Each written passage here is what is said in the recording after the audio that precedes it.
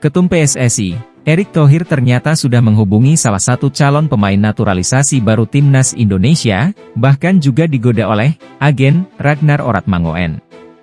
Bukti semakin kuat dan banyak pertanda yang mencuat, bahwa Ula Romeni calon pemain naturalisasi baru Timnas Indonesia akan segera jalani proses naturalisasi, semakin di depan mata. Apalagi saat Erick Thohir sudah menghubungi Ula sebelumnya, tepatnya saat 3 bulan lalu.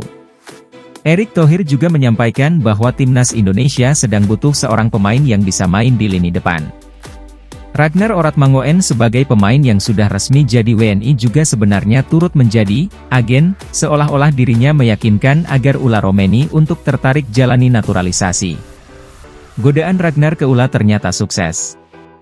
Memanglah sangat kebetulan bahwa banyak hal seperti layaknya benang merah, yang mengaitkan bahwa Ula Romeni semakin dekat dengan naturalisasi untuk jadi pemain yang resmi punya kewarganegaraan Indonesia. Apalagi berhubung Timnas Indonesia di bawah asuhan Shin Tae-yong akan melakoni laga putaran ketiga kualifikasi Piala Dunia 2026 zona Asia, dan tentu amunisi pemain tambahan sangat dibutuhkan. Terutama amunisi pemain tambahan di lini depan seperti striker, Timnas Indonesia butuh beberapa pemain naturalisasi lagi supaya lini depan jadi bervariasi dalam mengonversi peluang untuk diubah jadi gol. Nama Ula Romeni mencuat, lantaran dirinya merupakan seorang striker, dengan statistik yang cukup menjanjikan. Makanya besar kemungkinan bahwa pemain berusia 24 tahun ini akan dinaturalisasi. Sekitar 3 bulan lalu, Erick Thohir selaku Ketum PSSI ternyata sudah menghubungi Ula Romeni. Erick pun melakukan perbincangan bersama Ula terkait naturalisasi dan informasi mengenai keadaan Timnas Indonesia. Saya juga sudah ada pembicaraan dengan Ketua PSSI. Itu adalah sebuah kehormatan, karena nenek saya lahir di sana dan ibu saya juga pernah ke sana, ujar Ula. Pun tak ketinggalan, Ragnar Oratmangoen yang tiba-tiba berubah menjadi agen untuk meyakinkan Ula terhadap naturalisasi. Bahkan Romeni pun bertanya banyak ke Ragnar, dan dirinya, Ragnar, pun membenarkan hal ini. Dia cerita, Ula, kalau sekarang sedang memikirkan tentang naturalisasi dengan baik-baik. Dia bilang juga senang sekali melihat banyak support dari orang-orang, kata Ragnar Oratmangoen. Selama perbincangan dengan Erick Thohir, Ula juga mengungkapkan perihal apa yang menjadi perhatian dari Ketum PSSI. Di perbincangan itu, Erick juga mengungkapkan terkait lini depan Timnas Indonesia. Kemudian Ketua PSSI, Erick Thohir, menyampaikan apa yang diinginkan. Mereka menginginkan agar saya bergabung bersama Timnas Indonesia, papar Ula Romeni. Dan, selama perbincangan Ula Romeni dengan agen Ragnar Oratmangoen, Ula juga sempat mempertimbangkan keputusan naturalisasi, dan akan memberitahukan jika keputusannya sudah bulat. Ini hal yang harus dipikirkan baik-baik tentunya, dan dia, Ula, bilang kalau sudah memilih dia akan kasih tahu aku, Ragnar, tutur Wak Haji, sapaan akrab dari Ragnar Oratmangoen. Ternyata, Ula Romeni juga sudah sempat mengenal satu sama lain dengan Ragnar Oratmangoen, sewaktu mereka berdua berada di satu liga yang sama, yaitu di Eredivisie. Bahkan, Ula Romeni juga sempat mengakui bahwa, dirinya juga mengenali kiper naturalisasi Timnas Indonesia yang sampai saat ini masih terhambat di CAS, yaitu Martin Paes. Saya sangat dekat dengan Ragnar, Martin Paes, saya bermain dengan dia di NEC.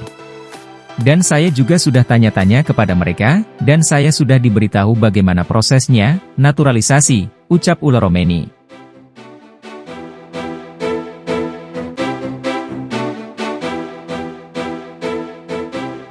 Timnas Indonesia tergabung dalam grup yang terbilang berat di kualifikasi Piala Dunia 2026. Penyerang Garuda, Marcelino Ferdinand mengaku tak ambil pusing soal hal tersebut. Indonesia telah lolos ke ronde ketiga kualifikasi Piala Dunia 2026 zona Asia. Kemudian, seusai melakukan pengundian Indonesia masuk di grup C. Dalam grup tersebut, terdapat tim raksasa Asia yang sudah berpengalaman main di Piala Dunia. Tim-tim tersebut yakni Arab Saudi, Jepang, Australia, Bahrain, dan Cina. Hanya Bahrain yang belum pernah lolos ke Piala Dunia. Dengan melihat lawan-lawan tersebut, wajar jika tidak banyak yang menjagokan Indonesia dan diprediksi bisa jadi lumbung gol tim-tim yang kualitasnya jauh di atas tersebut. Apalagi hanya 2 tim teratas yang diambil untuk bisa lolos langsung ke Piala Dunia 2026. Walaupun berat, Marcelino tak mau ambil pusing. Menurutnya yang bisa dilakukan Indonesia nanti adalah tampil semaksimal mungkin demi memberikan yang terbaik untuk pendukung. Dia meminta rekan-rekannya untuk tetap fokus dan tak terpengaruh hal-hal di luar lapangan. Ya, kami hanya fokus di tim kami sendiri. Kami tidak usah terlalu melihat lawan-lawan yang besar atau bagaimana, ujar Marcelino. Dengan fokus di tim sendiri, itu bisa membuat kami lebih baik dan lebih percaya diri di pertandingan, lanjutnya. Indonesia bakal memainkan 10 partai di ronde ketiga kualifikasi Piala Dunia 2026, 5 kandang dan 5 tandang. Laga perdana adalah melawat ke markas Arab Saudi 5 September. Dua lawan di grup sempat dihadapi Indonesia di Piala Asia 2023, yakni kalah 1-3 dari Jepang dan 0-4 dari Australia.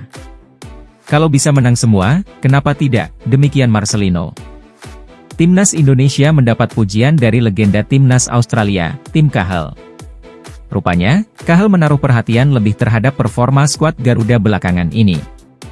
Tim Cahill datang ke Indonesia untuk mengunjungi Dewa United Sports Center, Tangerang. Di sela-sela kunjungan, ex-gelandang Everton itu memberikan penilaiannya terhadap perkembangan sepak bola Indonesia. Saya pikir ini baru berusia 1 tahun dan klub ini baru 3 atau 4 tahun di kompetisi dan finish kelima musim lalu, ujar Tim Cahill di YouTube Dewa United FC. Hal yang menyenangkan adalah melihat kinerja tinggi. Anda memiliki asrama untuk anak-anak muda, lapangan, di mana mereka makan, ruang pelatih, fisioterapi. Di sini ada stadion basket besar ketika saya tur kemarin, tetapi juga lapangan sepak bola dan fasilitasnya, kolam renang, semuanya kelas 1, jelas Tim Cahill. Saya pikir itu yang paling penting dalam diskusi yang saya lakukan dengan sepak bola dan pemerintah Indonesia, adalah selera untuk sepak bola di sini, tutur Tim Cahill.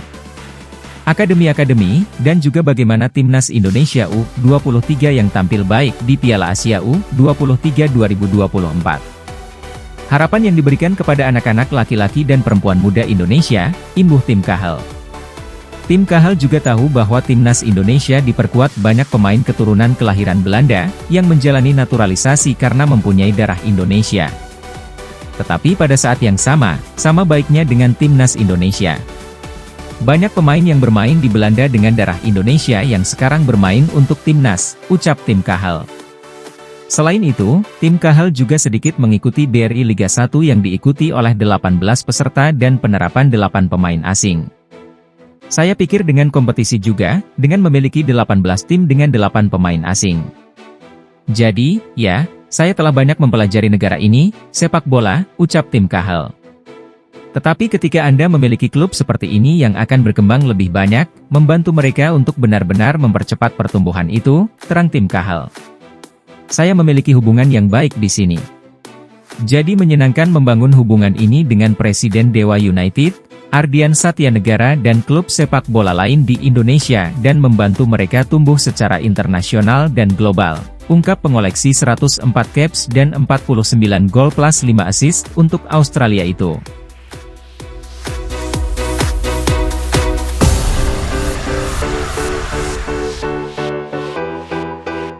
Timnas Indonesia tergabung dalam grup yang terbilang berat di kualifikasi Piala Dunia 2026.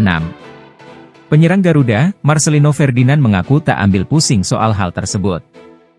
Indonesia telah lolos ke ronde ketiga kualifikasi Piala Dunia 2026 zona Asia.